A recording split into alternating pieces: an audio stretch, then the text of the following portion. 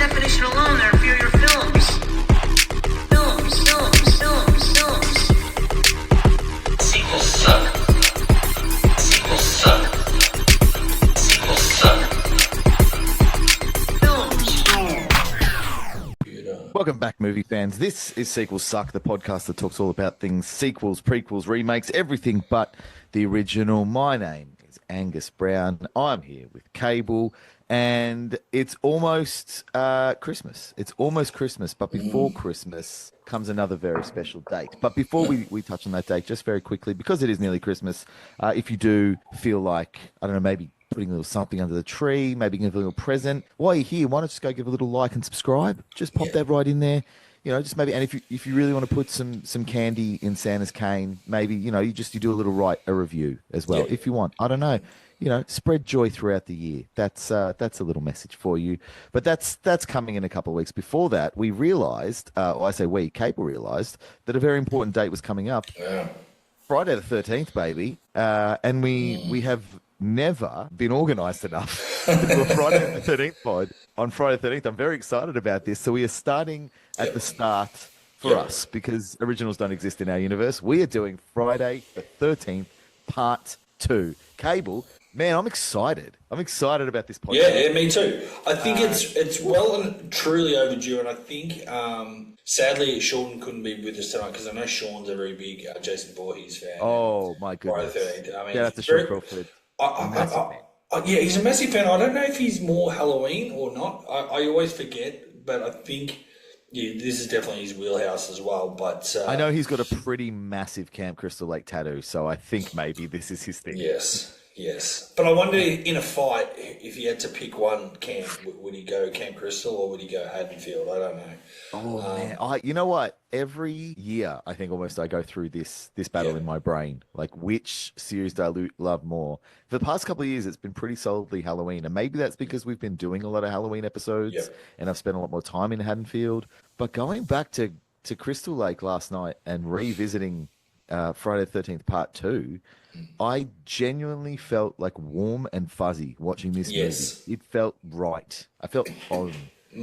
When did you come to the Friday the 13th franchise? Obviously, we didn't get to catch most of these in the cinema, if any. But no. When did Jason Voorhees come smashing into your world? I think the first time I was aware of Jason in that world would have been, again, browsing video store shelves. And I think, we talk about those iconic covers. Like for me, when it comes to Halloween, the iconic sort of, the first movie with the pumpkin, but also number 4 with the Jason mask, which again, funnily enough, is not the one that's featured in number 4, but that's very big on that poster and that VHS case. Same thing kind of goes with the Jason thing. Jason's very synonymous with the hockey mask. And the one cover, is it now? I can't believe I'm going to forget this or stuff this up. Is it part 4 when it's got the knife through it and the blood? That is the final chapter. Yeah, final chapter. Number 4. That was going to be it at the time. Yeah, so that's I remember that cover vividly. So that's my first sort of awareness of Friday the 13th. Sadly, I probably didn't get to it around till almost about Scream. Like, I think Scream sort of reinvented that for our generation, and if we hadn't seen them already, it was like, I've got to go back and see these movies. So how we introduced. So I think for me, even probably just before Scream, I hadn't really seen any of the films in their entirety, and Jason was definitely one that had been there, and I'm sure you've done the same thing where you've gone to a party, high school, people got videos in the background, you might not sit there and watch the whole thing, you're walking around different rooms and that. And I definitely have memories of aspects of Jason killing people and some scenes from all the later movies when he's got the mask on and stuff. But I was definitely very unaware of the first 2 movies before I sat down and actually watched them, probably just after I saw Scream. Yeah, I'm probably the same. Scream. We talked about this a bit on the Halloween H2O episode, that Halloween H2O and Scream really were kind of watershed moments for a lot of 90s horror fans like ourselves, because it opened up those doors of like, hey, there's a whole bunch of cool stuff that happened in the 80s and the 70s that you can go and check out that is this vibe. Like you, VHS covers in video stores were such an important part of the Friday the 13th impact and legacy. That's where I first started seeing it. I probably looked at the covers for all of the Friday the 13th movies for years before I ever got around to actually watching them. And it was this weird thing where no one in my sphere in high school cared about Friday the 13th at all. Yeah. No one was into it. So it wasn't like I could rent a bunch and we'd get together with some mates and order a pizza and just smash out Friday the 13th movies. Even my friends who loved horror movies were all kind of like, oh, not that one. That looks dumb. So I wound up watching them by myself over a period of years because it was like, oh, I guess those are the movies that I sit and watch on my own, which is a weird way to watch a Friday the 13th movie. They're kind of party movies. They encourage you to sit around with your friends and be like, oh, what was that? Come on. Yeah, I know. I agree with you. I think it's kind of sad because I feel like I'm kind of in that same camp too, where I feel like especially the advent of DVD and being able to go see these in a better version than the VHS. I do feel like I was probably watching them by myself, and it's funny you maybe just think of something that I hadn't thought of necessarily before. I hadn't thought too much of it. And you talked about that your friendship group weren't really into it. I do feel like Friday the 13th, at least where I grew up too, no one really was into it. And it was almost like it was like the Kmart version of horror. Like, I feel like everything was always, it's Freddy Krueger, Nightmare on Elm Street. Everyone loved that. Everyone had the T-shirts. That was huge. Freddy's Dead was a massive deal when I was a kid. I wasn't allowed to see it, but I know a lot of people that did. And it was like everyone used to talk about all the different awesome scenes and death scenes in the different Nightmare films. Same with Halloween, but I feel like it was like no one's like, Friday the 13th, that's just garbage. Like, people just, there was no respect given to it, at least in my world as well. So no, and I feel like its reputation only got more damaged because we got things like Jason Goes to Hell coming out around about the time we were discovering horror movies. Jason X and Freddy versus Jason. I think Freddy versus Jason in a lot of ways was a death blow for a lot of fans getting on board with Friday the 13th because they kind of had 3 in a row where they're like, even though I think Jason X deserves some love. It is one of those, I think, moments where if you came to it in the wrong decade, it was out for life. But going back and revisiting over the past, I don't know, 2 decades now that I've been regularly watching these movies, I always sort of forget a bit about part 2.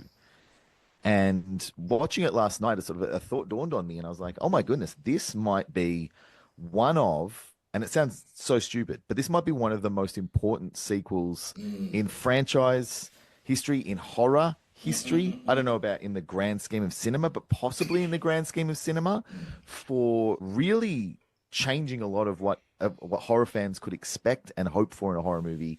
Because this is the thing about Friday the 13th, is Jason was not the killer in the original. Yep. Jason Voorhees was dead. He was a dead little boy.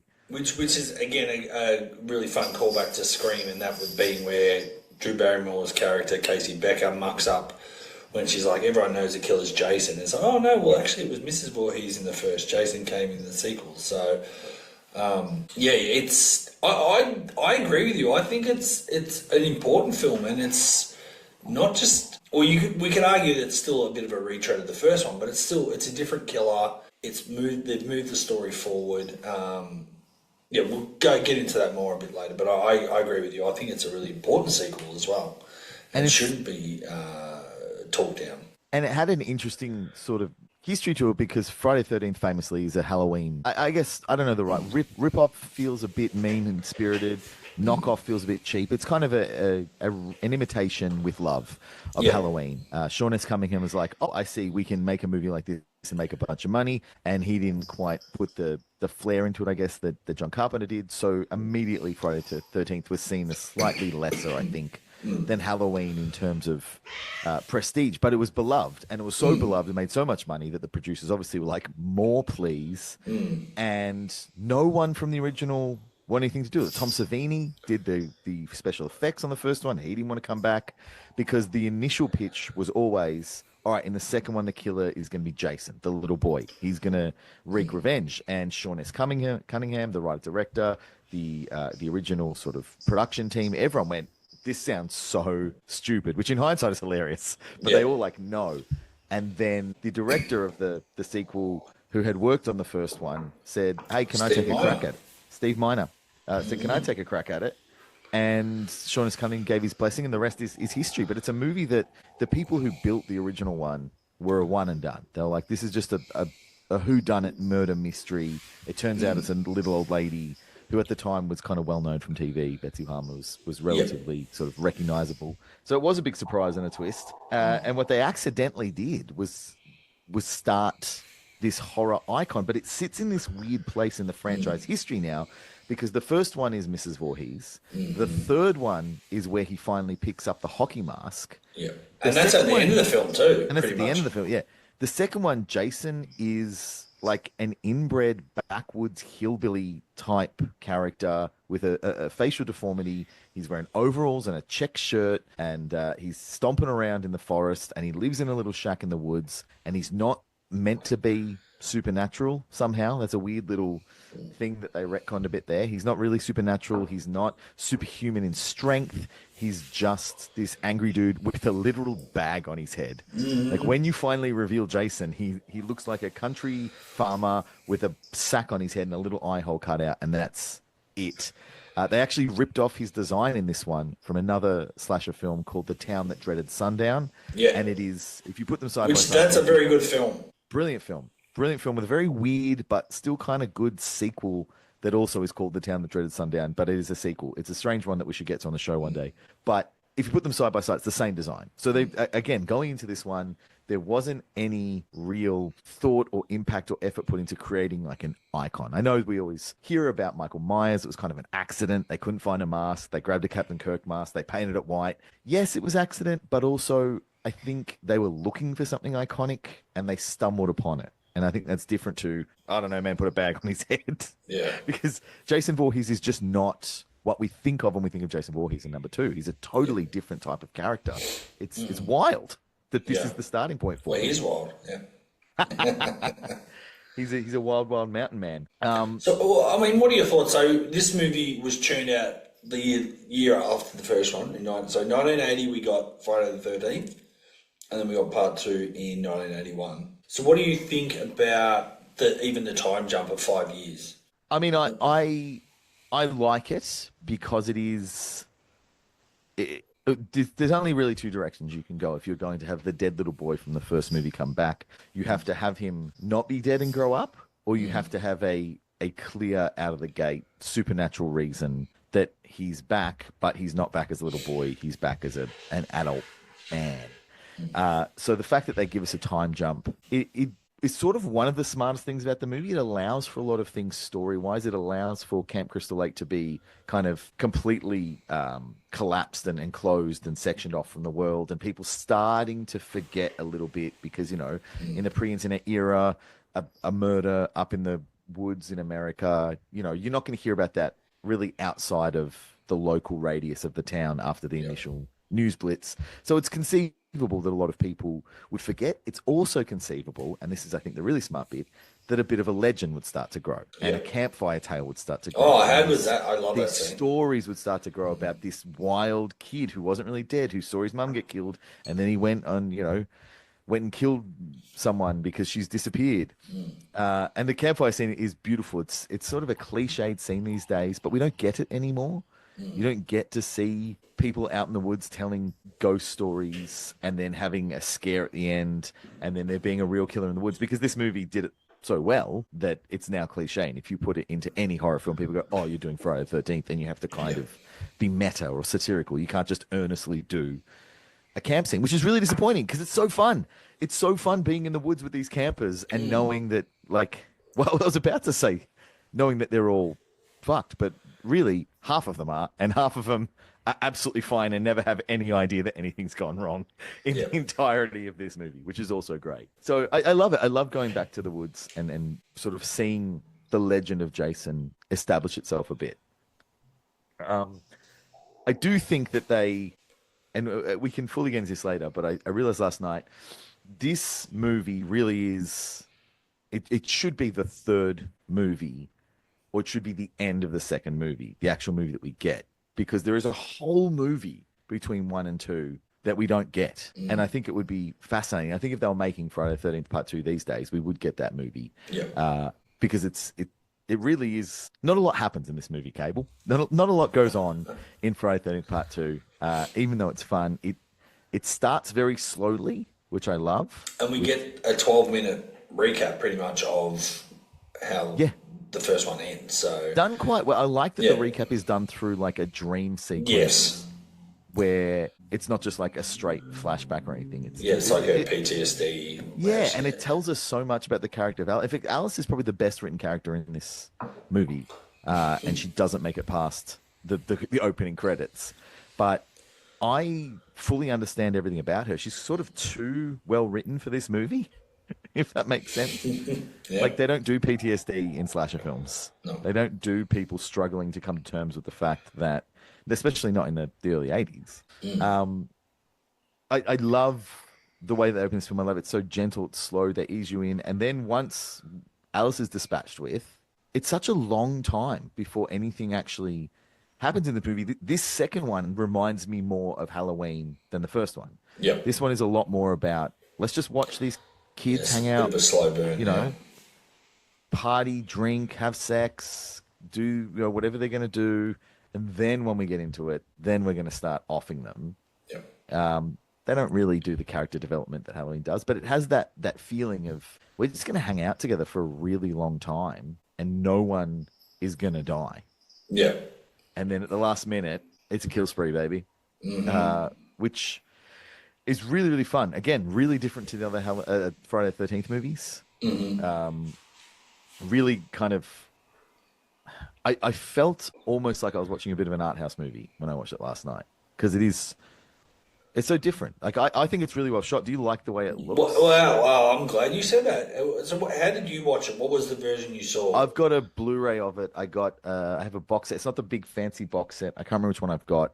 But it's like 1 to 8, and then they also tacked on the remake at the end. Yeah. And it's really, really beautiful transfer. Yeah. Looks and sounds incredible. Yeah. They've kept the film grain just right. Oh, I know it's such a nerd shit thing to say, but God, I love it. You look at it and like, oh, I know exactly when I am in time. So I watched the must have been, is it the Shout Factory? Oh, Shout. That's the good one. Yeah, I don't have that one, but that's the again, good fancy that one. transfer is pristine. Like, you wouldn't believe it was shot in 1981. No, it's it just phenomenal. looks amazing.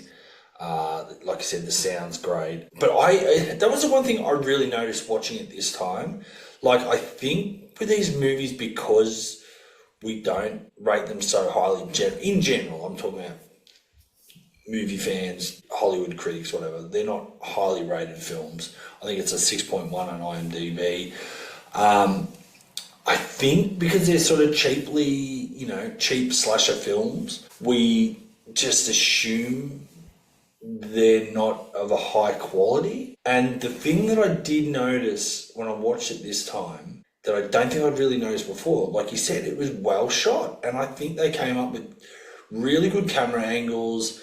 When we see some footsteps, or we follow people upstairs, or just different angles, or there's even a part where Vicky's getting ready and it shows her go out of the room, but it pans across and you kind of think, oh, someone's going to be hiding behind there. No, it just pans across to the window to see her go out to the car. So it puts her, just little things like that. And I'm like, actually, this is not just a thrown together slapdash horror film. It's like Steve Miner actually went in with, and the cinematographer went in with a lot of care and really did think about the shots they wanted to get. Yeah, and the score, I think, is the thing that really lets you know how much they cared. Like, Harry Manfredi's score is, he did the first one, but this is another level. Like, it's fantastic what he's done with this. And it really speaks to, like, time. They put time and effort into what was, for all intents and purposes, a rush job. Like, just get us a sequel we can get in the cinemas. And having that, like, finding a way to convince the producers to let them not just run straight into a bloodbath. There's only one, like, topless shot in the movie. There's another one that famously has been cut and lost to time quite deliberately because they shot this full frontal scene and then after the fact, like, oh, that actress was 16, we can't do that, and then cut it. And it's sort of thankfully been buried and no one's ever seen it. But it's almost this is the wrong word, but I can't think of a better one. It's almost tasteful the way they made this dumb Yeah. slasher movie. Oh, Like yeah. they didn't just have all of the teenagers get naked and run around through the woods topless screaming, which some of the later ones do. They put a bit of time into characters. I mean, probably enough, honestly. We probably don't need to know more about these guys than we get. But even things that I found interesting, like Ted, the redheaded kind of nerdy guy, who, by the way, is insanely jacked. Like he takes his shirt off at one point and he's got like an 8-pack and he's ripped as hell. And I was like, friggin' hell, man, how are you the nerd? Yeah. But he's like a main character. He's like third build main character, set up to be a really important part. He's almost like the second Final boy. command. he just leaves and then goes out partying and is fine. Yeah. Which again, Absolutely it's sort of fine. kind of like, obviously there's exceptions to the rules that, Randy would say and scream and all that sort of stuff, but you'd kind of think his character getting really pissed and ogling the girl behind the bar, like, oh, he's dying. No. He misses the carnage. Yeah, him and along with over half of the counselors. Like so many of the counselors in this movie, these ones, thankfully, they don't set up as characters that have names or anything. I think they're just called additional counselor in the credits. But they are all there and then they leave. And then the whole time they're just at a bar having a good time. And then we never really see them again. We don't worry about them. But it's a good like misdirection, like splitting the group up. It's kind of interesting. It's an interesting idea having the final girl not be a part of anything until the end. Like she's literally nowhere near the carnage until it's over. And then she shows up when everyone is dead, and then she's attacked, and just by chance she lives more than anything. But all of the tropes you think of when you think of these movies, Friday the 13th Part 2 doesn't do it. It doesn't adhere to all these ideas that you automatically get in your head, which makes it even more of a fascinating artifact in the franchise. It's sort of it's almost in line a little bit with like a Nightmare on Elm Street Part 2, which is when you watch all those movies together, is such a deviation from every other movie. And again, it's like someone trying to put in a bit of thought and effort and try something different.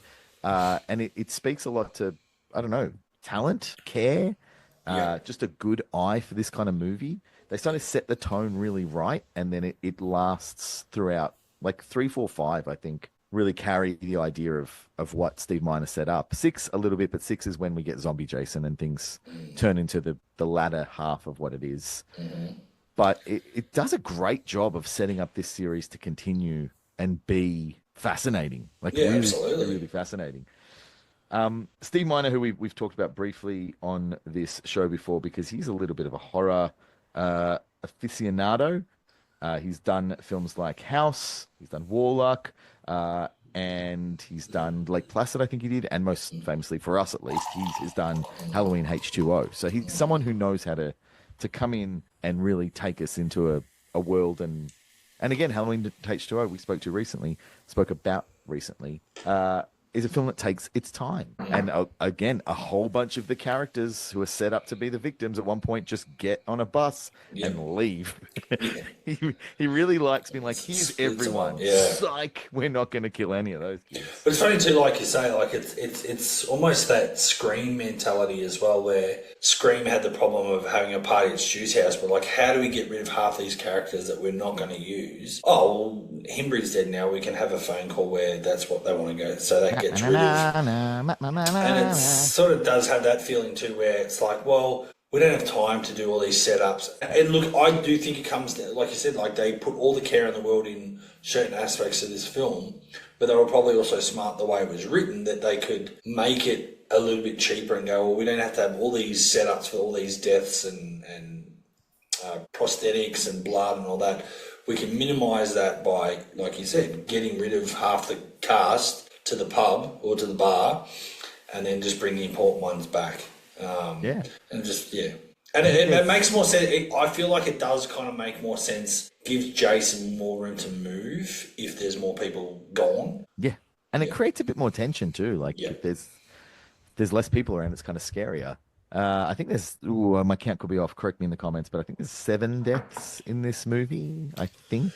You get Yeah, Alice, Crazy Ralph, the cop, then the two couples. yeah. Vicky and who is Vicky with?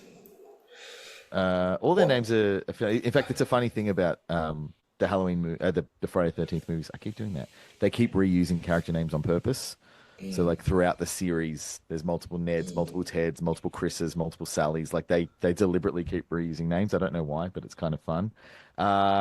Who is she with? She is with. They're not really well set up. Like I feel really bad, but I remember the guy in the Well, wheelchair, is the Terry and wheelchair Paul. guy. Yeah. Well, Terry is the one that gets nude. Terry's the one that gets nude. She's the one that we are supposed to objectify and gets a slingshot to the butt. And Paul's the guy, I'm pretty sure, the one like slingshots and he's hanging up and gets his neck slashed. Yes. And then there's the couple. What's their name? My goodness. Jeff and Sandra. Okay, so we've got Ginny and Paul, obviously Alice, Terry, you mentioned Ted, Crazy Ralph dies, Mark is the guy in the wheelchair, He dies. Sandra, Jeff, and Vicky. Oh, Scott. Scott is the cool guy with the. Yes. Oh, sorry, so I said Paul, didn't I? Scott. Yeah. I'm sorry, I meant Scott. So yeah, not a lot of characters at all, and not a lot of deaths, and it's good because it gives it room to breathe a little bit.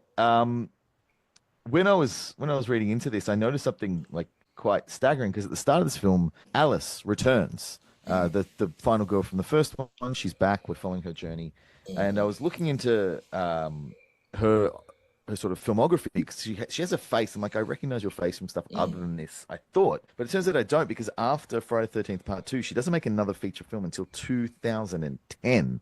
Yeah, She that's just crazy. disappears, and I looked into it, and the reason why is pretty devastating. So after she did Friday the 13th Part 2, the first two films were such a success, she became like quite well known, and she got a stalker, and this stalker was pretty obsessed, found out her routine, found out where she lived, broke into her apartment a couple of Oh, yeah, times, I've heard this story. broke into her apartment and put a gun to her head one time. Really horrific stuff. He did get arrested, but she freaked out. She moved to London.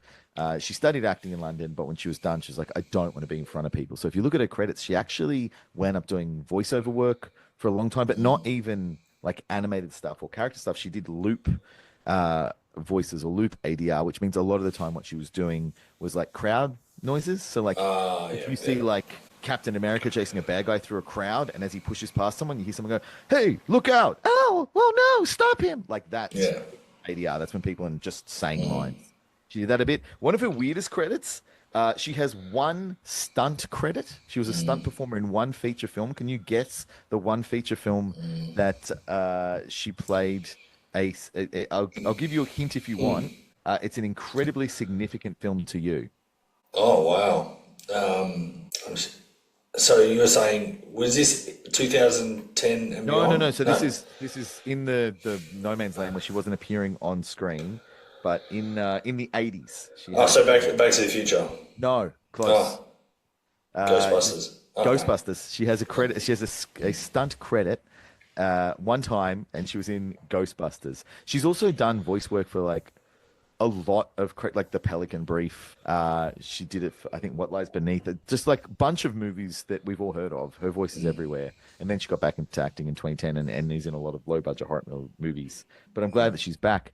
But that was such a bummer because I think, look, take this with a grain of salt, the internet. I heard a different story about her wanting to come back for the sequel, which is equally sad. Yeah. Because no one was coming back for the sequel. And then Steve Miner said, "Hey, do you want to, you survived. Do you want to come back?" And she said, "Yeah, I'd love to come back. I'll do anything. I'll do whatever you want. I'd love to be back." She was so eager and excited to come back. They never sent her a script. They never like told her anything. And so they just like, "Yep, these dates, rock up. We'll rehearse on set." And she showed up and she noticed that most of the crew wasn't there. That it was just like one set, that there was hardly anyone around. And then she was told when she got to set, okay, so two things. One, your character dies in the opening scene. And two, we've already shot the whole movie. It's over. We're just shooting this. This is like the last thing. And then we're out. So she was pretty Wow. devastated by that. That it was Yeah, like, well, yeah, I we don't want you to know. come back dead, and also the movie's already done. Wow. Yeah, that's crazy. So Well, that was a I bit of a never heard bummer. that version. I feel like and maybe that's where things get a bit lost in translation. I thought I'd heard that she wasn't either keen to come back, or clearly they weren't super keen on having her any time more than, yeah, like I said, the first scene. They wanted to, allegedly, the producers wanted to move on from like having the same final girl in it again because they didn't want it to become the Alice movies. They were Yeah, moving on. They thought this Jason guy might be able to get a couple of movies going. yeah, And we don't want to be. I guess that's where they finally chose to really deviate from Halloween. They're like, we don't want the final girl coming back to fight the killer in every movie. And yes, it does make it more interesting. Some things about this movie that I found Well, interesting. can I just? I think that's the one thing that I do think from this movie does stand out as being a little bit weird, is the fact that he leaves his place of abode and tracks her down to kill her, and then obviously goes back. You know, I don't have an issue with the revenge side of it. It totally tracks. I get it, but from what we will see in those first couple of movies, that doesn't seem very true to what would have happened. Really, like it just feels like a massive departure from what we know. I mean, obviously he goes to New York at some point, so that sort of opens that can of worms. But yeah, it's interesting because I think it's the part that kind of stands out as being a little bit weird because it doesn't really track. But fun fact about that opening where Jason does go to kill Alice, when we see her walk across the street and then see Jason step into the puddle and follow her, we just see Jason's feet and legs. It's the only time in cinema history that Jason was played by a woman. That was the costume head of costume who just put on the costume and walked behind her for that shot because they didn't have any of the Jason actors on the day. This brings me to my point that I raised earlier. This is the movie, Friday the 13th Part 2 is the movie that should have come either in Part 3 or it should be condensed and be the end of Part 2 because I allow me to pitch you what should have been Friday the 13th Part 2 and it would have solved, I think, every problem that the Friday the 13th franchise encounters. So at the end of Friday the 13th, Mrs. Voorhees is dead. Her head is cut off. She's fully dead. Jason has been dead for the entire movie.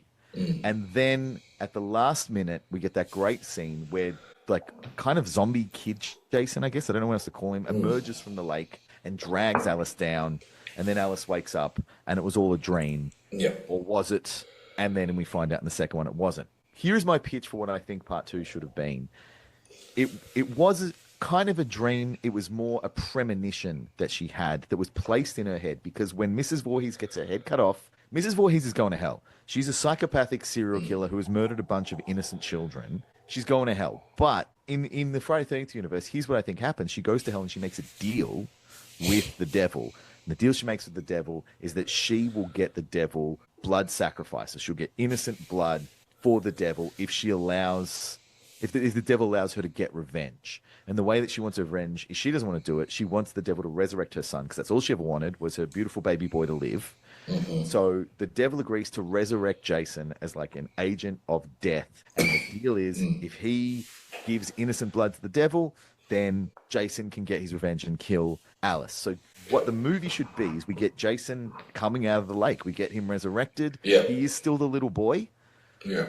And he's quite like weak and shitty, and he goes around Crystal Lake and the towns around it, killing people. And with each kill, he gets stronger, and he gets bigger, and he gets stronger, and he gets bigger, and he's sacrificing this innocent blood until finally he sacrifices enough that he's big, and the devil's like, all right, now you can get your revenge, and then you can rest. So he grabs his mother's head, and he goes on a fucking road trip. Can you imagine a movie where Jason Voorhees, who has just grown from a boy to a man in a matter of months because he's been sacrificing people to the devil, is on a road trip with his fucking mother's head, just killing people, and he knows how to get to Alice because he's been given the directions in his head from the devil, so he can follow the path, kills along, he gets there. I always find it hilarious when he gets to Alice, he doesn't have a weapon. He uses her ice pick to stab her in the head. So he's traveled all that distance to kill her with a human head, but no weapon, which I think is hilarious. But he gets there, he kills her, kills her, gets his mother's head, returns back to Crystal Lake, places her head on the shrine. He's like, now I can rest. Now I can finally go back to sleep because I'm in pain. I don't want to be here. And the devil is like, psych, you're my bitch forever. You've got to keep giving me innocent blood. And so he just waits. And when the teens come, he's like, all right, I've got to do this thing, which is why when he kills them in Friday the 13th part 2, it doesn't, like, he's not killing them because they've pissed him off. He's not killing them because they've gone onto his, like, special place. Yeah. He's killing them because he just seems to kill now, which from 1 to 2 makes no sense. He was like a boy who died, and now he's back, and now he just kills anyone. But if he is someone who was tricked into becoming this sacrificer who goes around murdering people, because again, none of the kids are that bad. I know the horror movie rules are if you drink and do drugs and if you have sex, then you get killed. But come on, man. Like, they're not bad kids. They're good kids who are working at a camp over the holidays with little kids. Yeah, exactly. But, you know, God is quite strict and the devil is good at bending the rules. So maybe that makes them, they're innocent enough that the devil can get the blood. But, you know, they're bad enough that God isn't going to seek revenge. And if you set that up in Friday the 13th Part 2, Angus's version, Yeah. for the rest of the movies, everything is explained. How does he keep coming back every time he dies? Well, because the devil is backing him. Why is he just murdering all these teens? Because he has to get blood sacrifices. Why does he seem so angry all the time? Well, because he was tricked. He just wants to rest. He wishes he was dead. He wants to be dead. And it also explains why the only person in the franchise who could ever truly kill him is an innocent little boy in Tommy Jarvis in part 4, because Jason properly dies in part 4. It's not a bit. They properly kill him, and he's killed by an innocent little boy, and that would be the only thing that could defeat such evil, because the teens, even the final girls, they're still a little bit naughty. They still smoke a bit of weed. They still do a bit of drinking and sex. So all of that gets explained. I think that would be so cool, and you could do all of that in Friday the 13th Part 2, and then the end of Friday the 13th Part 2 is the actual original Friday the 13th Part 2.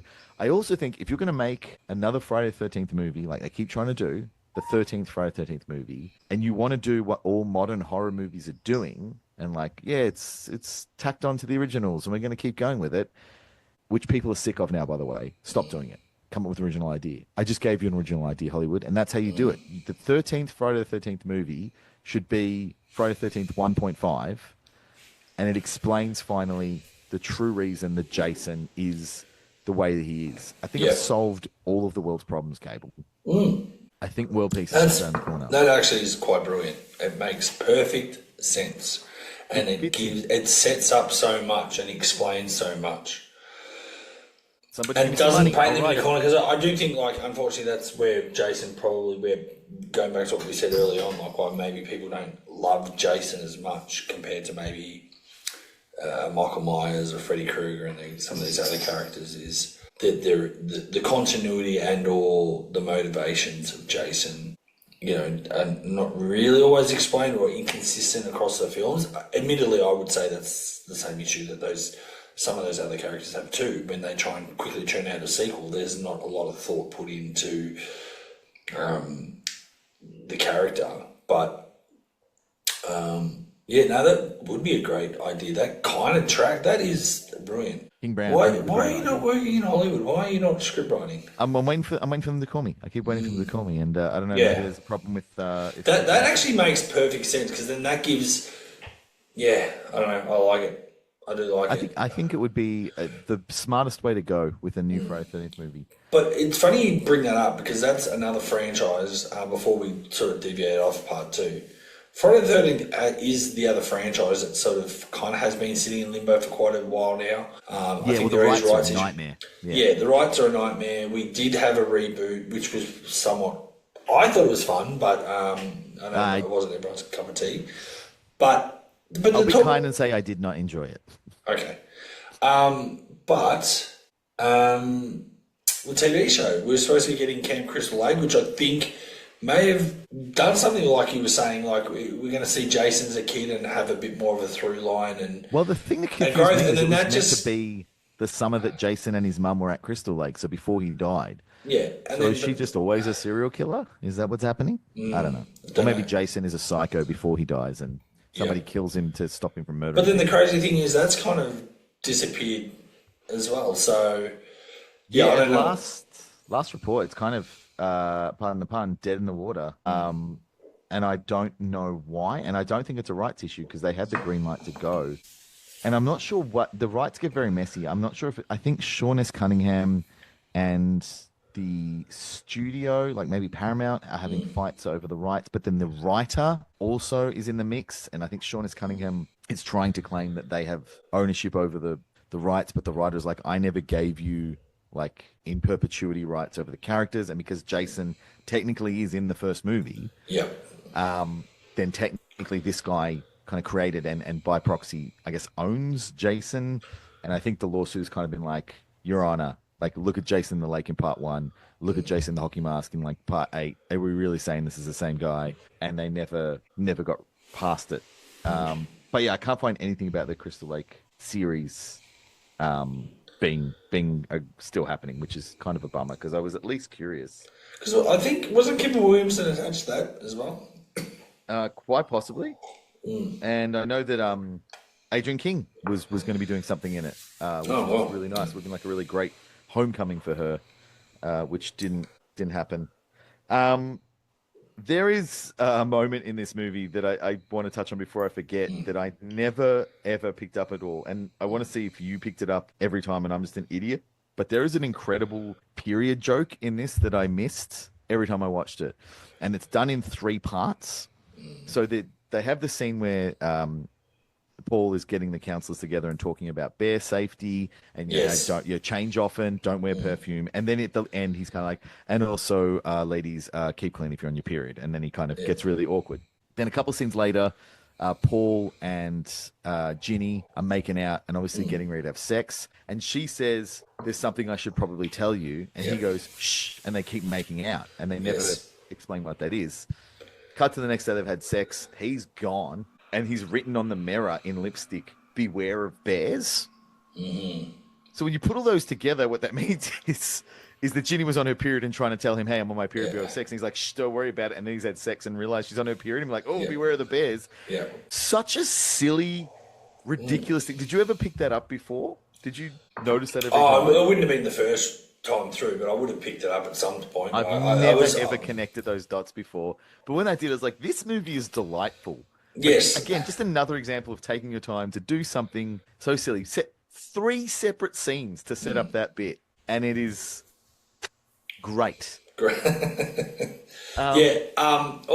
funny we're talking about scenes now and just funny stuff, and I mean, obviously the age of the movie, that things, are a little bit different, but I always found Vicky changing her underwear to be like the sexy lingerie kind of funny, because I don't know, maybe it's the way it's shot. It looks like it's a brown color. It's obviously supposed to be, obviously in some shots you can definitely see it's got a shine, a silkiness to it, and it's supposed to be the sexy lingerie, but I'm like, ooh, I don't know about 1981, and I know it's supposed to be probably 1984 in this timeline, but I don't know when brown was ever sexy as underwear.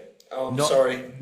Never. She goes from wearing like quite a sheer tight top to this baggy Cosby sweater. Yeah. And she has like quite nice black lingerie on. She takes that off and puts on baggy-assed brown jocks. Like when she goes to the car, the underwear is flapping in the friggin' breeze. It's so loose on her butt. It's so funny that they're like, this will be sexy. Yeah. It was almost like they didn't have a costume fitting for her for that. Like, it's like... It was like the regular underwear back on. That was supposed to be for Terry, but we've changed the scene around and just put these on. They look like they're for someone else because they don't fit. I feel bad for it because it's not very flattering at all, and it's really not.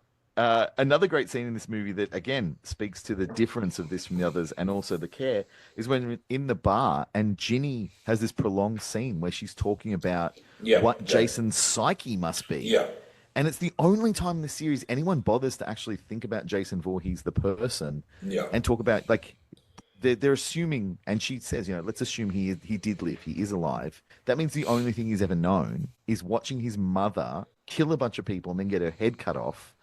And then he's just lived in the woods by himself, like surviving however he can the rest of his life. Yeah. Like for a moment, you almost kind of feel sympathetic towards Jason Voorhees. Yeah. Like, this is just a very confused, sad, lonely man whose whole life has been nothing but pain. But his mum get brutally murdered, so now he's like, any teens that come around are going to murder me, and they killed my mum.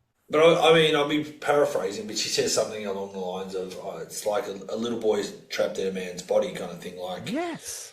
like and there is a pause where both Paul and Ted kind of, towards the end, they start to listen to it, but when she's bringing it up, they're kind of like joking, like, it's like, what are you talking about? Like, yeah, he's a psycho or whatever, and he's not real, all that sort of stuff. But that has to be one of the most insightful character moments in this whole franchise, I reckon. Close enough to it. It's just in any horror franchise, I think. Like, hey, let's pause this whole murder spree for a second, and let's actually think about like how sad and in pain this guy must be, you know, if he's out there, and how like, was this movie made this year? That's friggin' great, but ridiculous that you're doing that in 1981. There's another, I don't know why it jumped out at me this time. There's another scene that I thought was brilliant when she's under the bed and Jason is looking for her and she pisses her pants and you see the piss running out of the bed. Like, it's a throwaway moment kind of. And I read somewhere people are confused if it's her or the rat that are pissing. I've never seen a rat piss that much. No. She pisses her pants. But the terror that a human being must be feeling to involuntarily just piss their pants, that's one of the best representations I've ever seen in any film of a character being scared for their life. Like, again, just another moment. It's like humanizing these characters beyond belief. And you got to put perspective on it too. Like, she's just been at a bar. Maybe she didn't go to the toilet. They run to the car because it's raining. They run into the cabin. Then she realized, hang on, there's someone else in this room. So there's no time to breathe. She's running and running. So I'm sure there's already the bladder's full as it is. And then also, like you said, she's scared for her life. And I'm like, she's not going to go out and go, I need to go to the toilet. And she's going to just, it's just going to come out. She's going to be so scared, I won't have a choice. It is. My friend and I are watching it, and both of us are like, "Why is the piss so brown?" And then I googled it, and it's because they just use Coke for the piss that they dilute. Oh, really? So that's why the piss is a weird color. She's not sick. Don't pick on Jim. Okay, I'm gonna have to go back and check that because I actually felt like when I watched it today, I felt like it was quite yellow. Oh, maybe they've color corrected it. Maybe that's part of maybe. I'll have to tab a little insert in here and double check it because I would see if we can rip a little scene and put it into the middle of the episode for the viewers. Me like, all right, judge. It's like the dress. It's like, oh, which color is the dress? Like, what color is the piss? Yeah, okay. We're gonna put it in here. We're gonna put up we'll put it in Instagram. We're gonna put up a poll. What color is the piss? And you've got to tell us. There are some, for all the pros of this movie, there are some things in this movie that are just like pretty dumb. Like some of the most dumb horror movie stuff. Starting with, I think, when they come back to the cabin and they go upstairs and the bed is filled with blood, like a ridiculous amount of. The only way there is that much blood in a bed is if someone has been gutted. And Ginny's like, "Oh my god!" and Paul's like, "They're fine, nothing happened." And he's so chill. He's like, "It's a joke." She's like, "They wouldn't do this," and he's like, "It'll be fine. Look, I'll turn the lights on and we'll go and look for them." It's like, how are you this relaxed, bro? Yeah, somebody's dead. Yeah. It starts to get pretty dumb in the final battle because when Ginny's walking around, she's like, "There's someone else in this room, Paul. There's someone else in this room." Yeah. She doesn't say, "Paul, look out." She doesn't say, "Paul, there he is." She just keeps saying, "Paul, there's someone else in this room." And then when he gets attacked, she just stands there and is like, "Paul, Paul," and she keeps like calling out like she's expecting him to answer. Like, get a chair, get in there and smash something. Like, bro, do something. I'll give you that. Yeah. So I do think that's probably where the movie does lack. Like we talked about all the stuff they've done well. Again, for a quick turnaround for a film, like you said, like the score, the visuals. But I do think probably the rush to put this movie together, they didn't really choreograph or think out some of these death scenes towards the end. It's like run here, run there, stab, or because I do think, like you said, it doesn't make any sense. She either runs and leaves Paul behind, or like you said, you would grab something just out of just helping. You just grab, a frying pan or, like you said, a chair or do something. You don't just stand there and go, Paul, are you okay? Like, there's a confrontation happening. I get maybe the problem is that the characters, it's supposed to be a lot darker for the characters, so maybe she's not able to see exactly what's happening. But I just felt like, I don't know. Admittedly, there are people that do freeze. I will give her that I think that can kind of track. I've seen people, when shit starts happening, they just freeze like a deer in the headlights. So maybe that's what they were going for. But it did feel like verbally, what she was saying just didn't really feel right for the scene. And she's then a pretty ineffectual final girl in that moment. Like, she doesn't show any of the strength or resilience that kind of comes out in the third act. And maybe that's, part of the problem of like having your final girl not be a part of any of the carnage in any or aware of any of the carnage. She doesn't live through anything, and she's just walked into it. Yeah. Find her strength. First time that she's in this shit is the end of the movie. There's also like, that's skipping over a bit. The way in which she takes down Jason, I think, is pretty cool. Like, that's back to the tick column where she has the idea like, I'll put on the jumper, I'll pretend to be his mum, I'll use psychology, and then I'll fucking hatchet him. It's kind of ruined by Paul just showing up and being absolutely fine. Like, there's nothing wrong. He took on Jason Voorhees. Jason left him, obviously thought he was dead, and he comes in and he's fine. And then they fight, and then she gets Jason with the machete. I'm curious what you think about this, Cable. What is the end of this movie? Yeah, that's an interesting question. It's very much like the first. I think they... I mean, is that what they're going for? Or is there... Did we... I think we miss the final battle. I don't think they show us the final battle in this movie. So if you haven't watched the movie in a while, listeners, what happens is they're in the shack, Jason's shack. Mrs. Voorhees' head is on the pedestal. Ginny dresses up as Mrs. Voorhees, tricks Jason into thinking that she's his mother. Really great stuff. Betsy Palmer came back and did. Which is cool. So they kind of superimpose her head on Ginny. Betsy Palmer does not remember that she's in that movie. Whenever she gets asked about being in the Friday the 13th movies, she goes, I was only in one. And they go, no, you're in two. And she goes, no, I wasn't. I never did two. But she tricks him. She's just about to get away with it. And then Ginny moves. Jason sees the head, freaks out. Paul comes running in while he's fighting Paul. Ginny, bam, really great shot, puts the hatchet into Jason's shoulder, like almost cutting him in half. Jason's dead. They go back to the shack, and then Jason jumps through the window and pulls Ginny out through the window. No, you missed the important part. Which part did I miss? The fake out. So you missed the good bit. So there was the fake out. So Paul goes towards the door. There's the funny gif, or the one of the most important photos of Ginny is her with the pitchfork. And she gives a nod, and then it's just muffins come back. Muffin, and then we get the nice music, peaceful, great ending, and then then Jason comes to the window, and we see his face. So Ginny goes through the window, and then we crossfade to the next day, and she's being put into a stretcher and put into an ambulance, feet first for some reason. They've just thrown her in any old way they can, and she's asking where Paul is, and there's no Paul.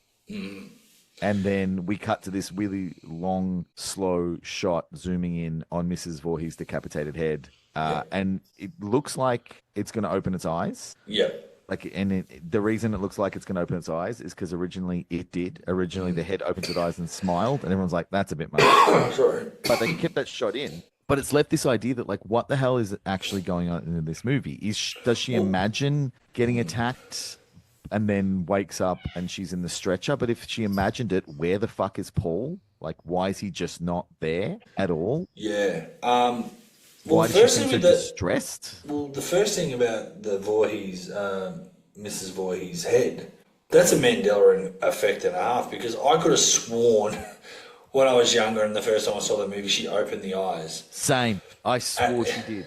And maybe the change, or maybe that never happened. I'm sure there's documentaries out there. Actually, there's a couple of good documentaries on the franchise. But yeah, you know it's not a prop. There's definitely someone that's actually makeup and prosthetics on somebody. So again, maybe I misimagined it and I felt like the eyes opened. Like I said, or that's another thing I want. Can people please comment and let us know if you ever saw Mrs. Voorhees open her eyes at the end of 2, because I swear to God I did as well. And I was waiting for it to watch this time. It didn't happen. I was like, huh. Yeah. But you're right. It is confusing, the whole Paul. Like, I read that as she's attacked and somehow she's survived it. She's been knocked out or whatever, and Paul didn't survive. Is that your takeaway from that? Yeah, it is. So Yeah. that then what that says to me is like, why didn't Jason kill her? Where the fuck is Jason? And can we even call her a final girl? Like she doesn't go through any of the carnage or terror. She shows up at the end. She screams and wets herself. She runs away. She comes up with a great plan. It doesn't work. Paul comes in and essentially saves her life, and then she manages to get a hatchet or a machete into Jason, but it doesn't kill him. And then she's attacked by Jason, and we don't see what happens. We don't see what happens in the final fight. But Paul's dead, presumably, and she isn't. So this movie kind of just like skips the final fight and then goes to like, now Paul's dead, never mind. Like so many people walk off into the sunset in this movie and are never seen again. You know, like most of the counselors, Ted, Paul, they're all just like major characters for a little bit and then they're just gone. And we just Yeah. don't see them again. So I really don't know. I don't know if Ginny, and also Ginny, final girl, never comes back in any of the Friday 13th movies ever again, which is, I think, notable. You know, from 3 through to 6, Tommy Jarvis is the main character. Like he's coming back every time. So it's sort of, again, another anomaly. 1 and 2 have the final girl showing up. Then 3, she ain't there. Then 4, 5, and 6 have a final kid coming back. Yeah, I don't know. A lot of weird but fascinating things going on in this movie. I don't know. I want to do a deeper dive and find out what the hell happened in this movie. I know there was another or like a longer ending shot that they chose to re-edit, but I still think this was like the ending they were going for regardless. Yeah, I think they definitely wanted to have the shock value of the first one where he comes into the boat with Alice, so they're kind of like, oh, we're going to have to fake out. We think he's dead. We're going to have to quickly show how gruesome he's... Because that's the thing in that scene where they leave the makeshift cabin or that Jason's been living in, is that we don't see his face, but they comment, Paul and Ginny comment on, oh, geez, Jesus Christ. And we don't see it, and then that's the shock later that we get to see it. Yeah. It's sort of this weird sort of slow-mo kind of thing, which they do with in the first movie when Mrs. Voorhees gets her head taken off. We get a bit of a slow-mo there as well. So you've actually talked it down a little bit. What do you think about Ginny as a final girl? You obviously are not a fan, don't really rate her. Well, that's the thing. I am a fan of her character. I think the actor does a great job of Ginny. I think Ginny is a really good character. I think she falls into this really weird space where, like, if you stack her up against any other final girl or guy in any horror movie, she doesn't fit in the same way. Yeah. You know, you look at I mean, she's kind of the gold standard for us, but you look at the Sydney Prescott. You know, she has the pre-film trauma that she's getting over.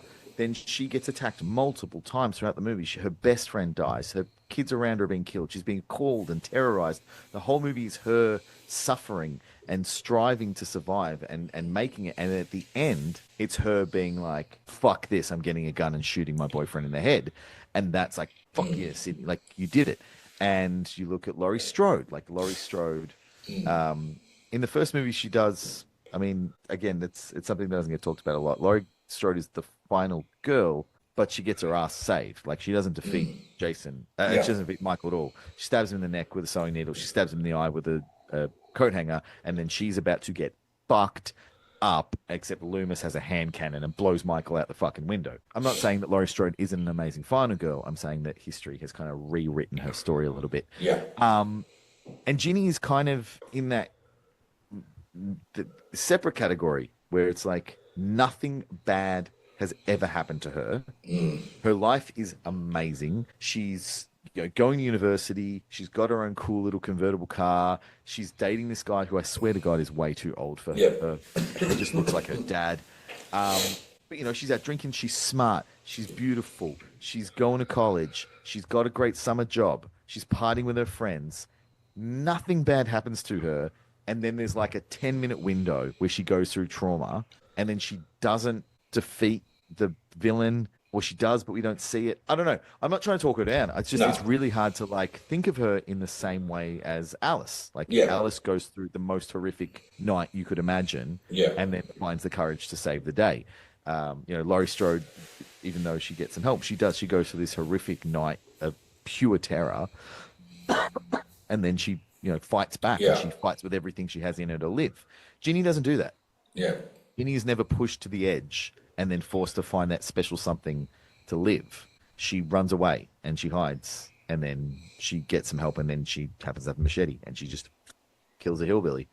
That's I know that's talking it down. I actually like it for this movie a lot. I like this almost accidentally totally different take on a final girl. Yeah. That it's not some magical thing where you've got to be this virginal, innocent, powerful survivor, all the things that are now the common tropes. She's just a human being who wasn't there for the really bad shit, and when she came back, she just happened not to die. Yeah. It's kind of cool. It kind of fits with this movie. Kind of fits with like hey, no, we're not going to do that. We're not going to explain that. Her story isn't Alice's story. It's not anyone else's story. Yeah. It's not, Nancy from Nightmare on Elm Street. We're doing something different. Yeah. So I like her, but I really don't think you could even like rank her in the Final Girl Hall of Fame, because she's just she's not that same. Well, that's probably where I was going with that question, because I do feel like when you, like you say, the Hall of use that as a term, the Hall of Fame of Final Girls, I don't think Ginny gets mentioned much. She's never up in those, top tier categories. No. Or she's not in that sort of top 10, top 15 or whatever. I'm sure the name gets mentioned, but I don't see her. But I don't know what it is. I agree with you. I don't think she's definitely not perfect. But I don't know why, but because I've always liked this film, I've always liked her as a final girl. Like, she's definitely not my favourite, but she's definitely one I've always liked and always sort of probably had in my top 5 or 6 or whatever. But yeah, the way you sort of have said a few things, I was like, well, yeah, you're right. It's not like she definitely wasn't perfect. She didn't have to go through some of the ordeals that the other characters did. She just rocked up and just happened to be, I guess, luckily right place, right time. She was at the bar. She comes back into it. But I think maybe it's her intellect a little bit. Like, I feel like the fact that she was really thinking about this Jason thing. I mean, she's definitely one of the smartest final girls. And like I said, that conversation she has at the bar when she's really thinking about it, but also she seems to be the only one that's really considering that this myth might not be just a myth, this may be a thing, and people are kind of not taking her seriously. So she's the one willing to consider, well, this could be a thing. And then, yeah, like I said, like the fact is she's like, what am I going to do? I'm stuck in his cabin. And then she just has that brainwave. I'm just going to try and psych him out by pretending I'm his mother and see that's my last roll the dice kind of thing. And I've always liked that, but you're right. One of the greatest moves, I think, that a final girl has ever pulled on a unstoppable killer. Yeah. And also, like, one of the most directly connected things. Like, there's a lot of traps that they try and put killers into in these movies. There's a lot of ways they try and trick them into, I don't know, stepping into a furnace or stepping on a landmine, or even Jason himself, the FBI coax him out into a friggin' kill zone and murder the shit out of him. The heart of the character is, at least in this movie, he saw his mother die, and it's crushed him, and it's poisoned his soul, and he just wants to make his mother proud, and he's walking around with her head, for Christ's sake. So for her to think, well, obviously this is significant and I can use this against him, no one has ever done. Everyone goes brute strength against Jason for every other Friday the 13th movie, except Tommy Jarvis in Part 4, who dresses up as little kid Jason and tricks him. And that's, I guess that's the way to get Jason Voorhees, is don't try and fight him. He'll punch your head off while you're on top of a building in New York. Speak to his heart. Speak to his soul, speak to his childhood. He's got a little childhood trauma. Yeah. Address his PTSD and his childhood trauma, and you'll really get to what makes Jason tick. Maybe he just needs a hug. Maybe that's all Jason needs, is a little hug. So I was going to say, I do think if they do make a sequel that isn't my, frankly, brilliant idea, and they continue on in the way that Halloween Kills, Halloween Ends does, you got to bring Ginny back. you got to, you know, you got to bring. She's a genius. You know, she was probably a psychology professor or a doctor of some kind. Well, that would track. I like that. Yeah, idea. I think they say she's in grad school studying psychology or psychiatry. Yeah, well, I should have picked up on that. Yeah. So yeah, like bring her back. That would be friggin' incredible if they did another one and she was, you know, a part of that and her character could really flourish. Yeah. What do you think about some of the kills? I mean, the wheelchair one is an all-time. Yes, that's yes. incredible. The way that they get him to roll backwards down a flight of stairs in the rain and not flip over, just from a technical perspective, is great. Yeah. But it is funny though. When I was watching this time, I realized because they do the shot of like the back of his head as, you know, the camera gets closer, but then it does the reverse, and you can clearly see there is absolutely no one else on that deck. Yeah. There's no one anywhere near him, and then suddenly Jason's there. But who gives a shit? That's really cool. I think the upside down like neck slash is cool. It is confusing. Did Jason set that trap? Is Jason setting traps? Yeah, now? I don't know. I feel like, did they say that was Paul? Like, Paul and his blah, blah, blah. I don't They know. do say that, but I never understood if that was them explaining Paul did this or if that was them trying to explain it to themselves, because what else could it be? And it tracks a bit if Jason's living out there in the woods, living off wild animals. He's got to learn to Yes. catch them. But how the fuck did this version of Jason Voorhees figure out how to make an elaborate rope trap? Like, that's... I also love that when, I think it's Terry's like, I've got to get a knife and cut you down. She doesn't look for the anchor point at all to see if she can just untie him. She just runs off and Yeah. or whatever. He just stole all her clothes in a truly perverted, horrible way. But apart from that, I don't know. I like the Alice kill. You know, that's pretty brutal. That was another thing that really, I feel so bad for Adrian King. So the ice pick was a retractable ice pick. And she did get hurt from it though, didn't she? Yeah, so they never tested it. They just did the first shot and it didn't retract the first time, and she's got stabbed in the fucking head. Wow. So she really had a bad run. But I do like that kill. I think it's shocking. Yep. It kind of hurts a little bit. Like, you know, she made it and she's doing everything. You know, she tells us, like, you know, I'm just trying to put my life back together. It's the only way I know how. She's just trying to survive and to put her life back on track after this horrible, horrible event. And she's safe at home, and Jason finds her. It's, you know, there's a lot about this movie that is real horror in the sense, like, it is horrific. You know, it's more of a really scary horror than a flat out slasher like the later movies, because it really hits home. You know, the scene where it's not a great kill, but I still kind of like it, where can't remember their names again. But they're having sex, and he sees both of them together in the bed. Like, talk about vulnerability. Yeah. Not since the lawyer got eaten on the toilet in Jurassic Park have I felt so afraid to just do something normal. Yeah. You're having sex with your girlfriend, and then And she sees it, and there's nothing she can do. Sees it coming.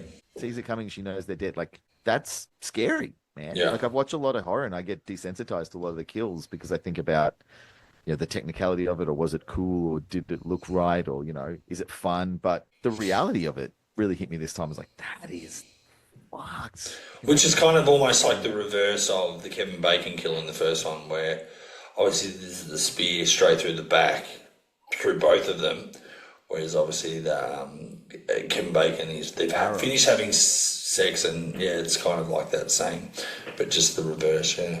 A lot of teenagers get killed right after sex in these movies, I've realized. I think it's part 3 or 3D when the he's having sex and he gets a beer and he's doing the handstand, and there's that great upside down fucking right in the gooch kill. Yeah.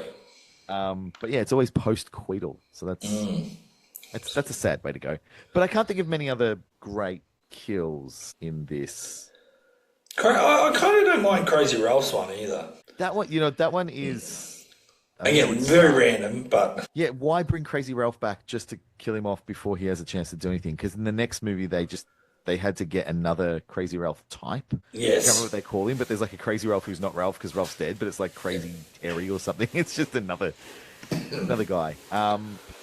The cop. The cop who didn't actually have a name. He's just the cop. He's just the cop. And he gets the the hammer in the back of the head. I don't know. You know, again, like the way he responds to it is quite harrowing. Like he doesn't just go and then die. Like, he feels it go in. Yeah. And then you watch a man die slowly. and painfully. It's Steve Miner he really has a knack for like just lingering on the right moments and making you go, oh fuck, man, now I'm just a bit sad.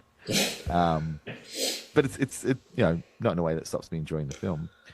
I think maybe the wheelchair, or maybe like Jason's fake kill with the machete bang right in the collarbone. That might be my favorite because that's oof. You can feel it when that happens, and he just kind of looks. You can imagine if that happens to you, just be like, what's happening? Very bad. I don't like it. Mom. But yeah, it's not a graphic movie. There's very little blood, apart from the blood in the bed. Like even when Rick gets his throat slashed, there's hardly any blood. The ice pick in the head, the hammer in the head, there's no blood in those shots. Yeah. A little bit of blood when Ralph gets garroted, but it's a fairly suggestive movie in the way that all the best horror movies are. There's no blood in Halloween either. You don't need it a lot of the time. And I don't know. I think it's... I think when I mentally do my list, as I want to do from time to time, of what I think about the Friday the 13th movies, I think this one usually sits about number 4 for me. Yeah. Which, quite high out of 12. But I don't know. I might need to reassess. Like this could be... I think it sits behind 1 ordinarily for me. This could be better than 1, or more enjoyable than 1 in a lot of ways. Yeah. It's certainly better made. It looks better. Yeah. It feels nicer to watch. The characters are a bit more, I don't know. You don't learn a lot about them, but you like it. There's little scenes where they're playing, the Mark and the girl are flirting over the hockey game. And I don't know, they feel like real characters. They're horny teens. I do feel like, when you watch them all, and I hadn't watched... When that box set first arrived, I would have sat down and pretty much binge watched them all sort of in a couple of nights, and hadn't watched some movies for a couple of years. But definitely the first and second one I've probably seen the most. And that's the one thing I'll give it credit for as well, that I don't think... We can argue about the script and maybe some of the corny lines have been given a say, but I did feel like the acting is actually quite adequate for the standard of our film. Like I would say you go into a film like that and go, well, there's really no name actors in this that you really know of. How good could it be? But I would say I feel like the chemistry between a lot of the characters feels very genuine.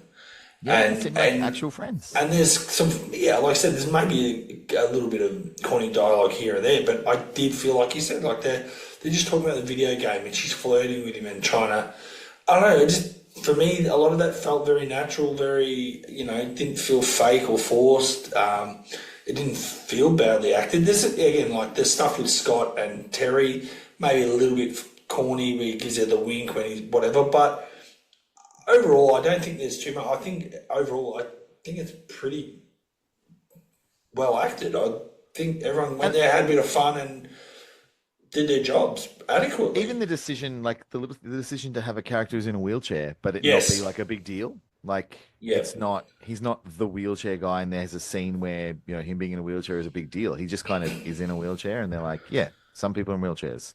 Yeah, weirdly progressive in 1981.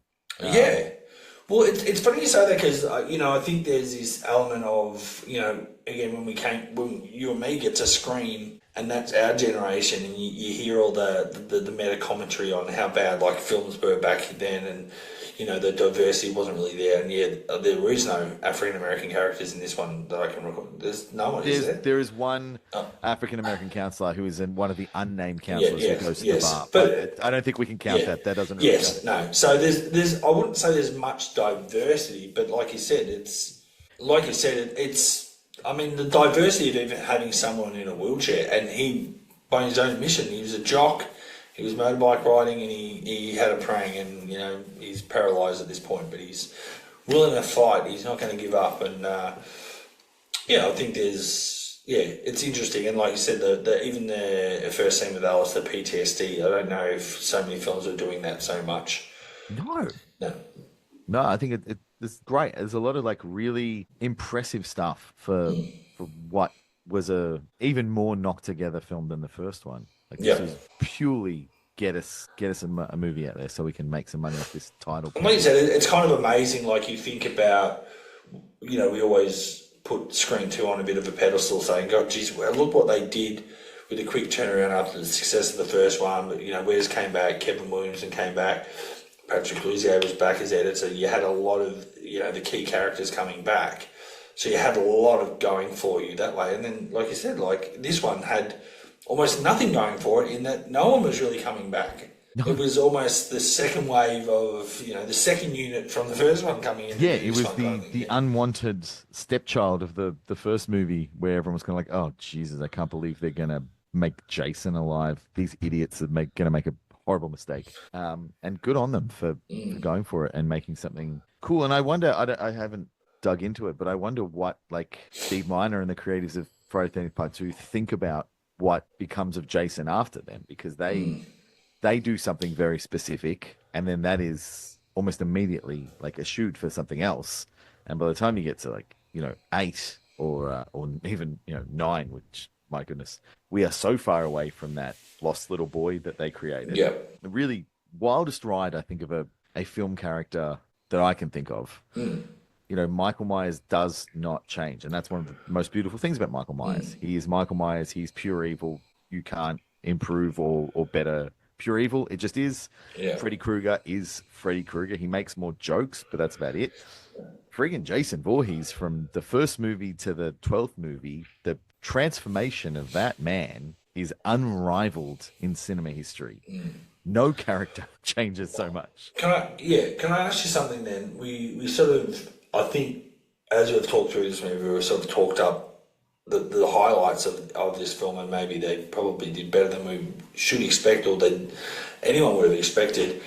But then you could argue, well, they just put a bag on his head and they didn't really come up with anything inventive, and he's just got one little eye hole, which kind of tracks with a couple of times when he falls over or he's easily sort of knocked over. You go, well, trust me, if you're running around with a bag on your head and you've only got one eye hole, invisibility is pretty sketchy at best. But there's a part of me that was like, well, maybe that's the weak part of the film, is they didn't really think about or invest too much time in how are we going to mask Jason in this film. No, like, they didn't spend enough time, I think, probably thinking what they were going to do with Jason. Like you said, the Michael Myers thing was not necessarily a happy accident, but it was something they played around with and it worked. Obviously, Ghostface was a bit of a happy accident. It was something they were looking for. They found it on set when they were doing a location scout. And there's been some great masks in history, or even the makeup for Freddy Krueger. But I do think this one's a little bit weak. But then, having said that, I do think it kind of tracks a little bit. He's effectively a wild man-child who hasn't got any friends, extremely probably embarrassed about his look and how he might scare people. He may have gone out into the world and someone's freaked out at him, so he puts a bag over his head to hide the hideous, look of his face. But yeah, it's just the one eye hole, and like I said, maybe that was already done really somewhere else, that maybe they could have come up with something. But I guess that's what famously later, like you said, at the end of the third one, we've got to come up with an iconic look, and it's the hockey mask. Yeah, and so strange that it took them that long, and that even stranger that it became the look. Like, he conceivably could have had a totally different look in part 4. He hadn't had any consistency up till now. Why bother? I think the bag depends on your perspective. You can look at the bag and go, that was lazy. They just put a bag on him. Obviously, they were trying to save money on effects. Or you can look at him and be like, this is, pretty grounded. Like, what the fuck else is he going to do? You're right. He got teased a lot when he was a kid because of his facial deformity, and then he, died. So now he's back, and he's like, oh, well, I don't want to get teased again, because he's still a little kid at heart. Yeah. So he hides his face when he's going around these beautiful teenagers. Like, he's surrounded by beautiful young people who are skinny dipping and fucking and partying and drinking, and he's this hideous beast. It makes sense that he would, especially if you listen to Ginny's, analysis, it makes sense that he would cover his face with whatever he could find, which a burlap sack. Why not? Yeah. And it kind of tracks that, from a production standpoint, Well, imagine putting someone in that makeup every couple of days or whatever, and the They cost have of the budget. yeah, exactly. It's like there's no way that mask is under the burlap sack. Like you said, it's just like put that on. We give them run around, and then when we'll do our final big scene, and that's the money spent. That shot became quite controversial too within the film because the actor, I can't remember the name off the top of my head, but the actor who is wearing the prosthetics and bursts through, that's one of the only shots he did as Jason. Yeah, he's not But Jason he's for the rest of the film. solely credited actor as playing Jason in part 2 when you go to the credits. None of the stunt guys who actually did the work, or the one particular stunt guy who actually did the work, got any credit, and it became quite a sore point. So from then on, the rule was it doesn't matter with prosthetics, whether if you're in the mask, if you're walking around, you get the credit. You are the Jason, and from then on, they get credited. I did not expect to be as taken with this movie or to think much or feel this much about this movie this time around. So if anyone's listening and you're like, yeah, Friday the 13th Part 2, if you haven't checked it out in a while, I heartily encourage you to sit down, turn off the lights, grab a beer, and watch Friday the 13th Part 2, because I think you, like me, may have forgotten. It's a good film. Like whether or not you rank it highly in your Friday the 13th canon as just a film, as a movie, it is a good film, man. Steve Miner is a really good director. Yes, and I really, really like what he did with this. Yeah, he really captures Kirsten Baker in her short shorts very well, and the close up of the slingshot. So many short shorts in this movie. I do feel bad. Like, you don't want to objectify, but clearly she's in that movie as the real sexy one that's going to get naked, and she was well chosen. Let's just put it that way. She's well chosen. There's a thing I want to try and start doing in episodes and it won't be every episode because I won't remember, but when I remember, I want to do it a little like mini segment, further reading. Further reading for listeners. If you're like, I really dug that. The obvious one with this is obviously Crystal Lake Memories. There's a fantastic book that spent years being written where they interviewed, I think, something like 500 people who worked on the Friday the 13th franchise. Everyone from, production designers to, the directors, the Jasons, the actors in the movies, everyone you can think of. So I really think, like, if you like Friday the 13th, then you probably have heard of it if you like Friday the 13th, but if you haven't, check that out. It's really, really cool. So that's probably what you're talking about. That's not the book, but that is the documentary series. That's one of the discs. Now, I believe this one is the bonus disc. Ooh. Exclusive bonus disc. So there is the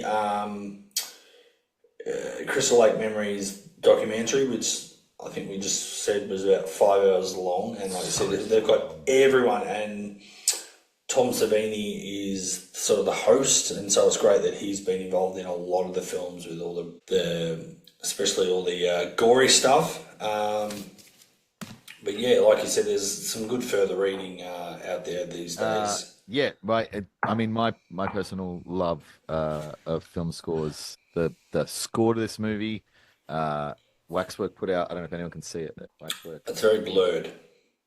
Oh yeah, yep. Baghead Jason. Waxwork Records put out incredible pressing of that. If you like soundtracks, you probably already know about them. But even if you just listen to it streaming, it's so good to put you in the mood of, like, if you feel like you're rewatching it without having to watch it. I like sometimes when I just have housework to do, I'll put it on so I can remember the film. The other thing that I thought about a lot when I was watching this one, it reminded me of a movie that came out this year called In a Violent Nature. Which is heavily, heavily inspired in the best possible way by Friday the 13th. But also, like, weirdly feels quite in kinship with Friday the 13th Part 2. So if you haven't checked that movie out and you're looking for something that, might spark a little bit of that feeling, definitely check that out, because it's so, so good and has one of, if not the best kill in a slasher movie I've seen in over probably 15 years. It's friggin' awesome. But yeah, like, dive in, friends. Get into Friday the 13th, get into all the stuff around it, because it's so fun. I can't think of anything else. I think we've had a good little chat. I hope we haven't missed anything. I think we've ticked a lot of boxes. Fingers crossed. This is if you're subscribed, like you should be, like and subscribe. Thank you. This is going up on Friday the 13th. So what a fun way to spend Friday the 13th is listening to the Friday the 13th episode. And if you dig it, tell us, because I'd certainly want to keep talking about Friday the 13th forever. And I want to know how people feel about it, because it's getting a little bit forgotten outside of the major horror nerds.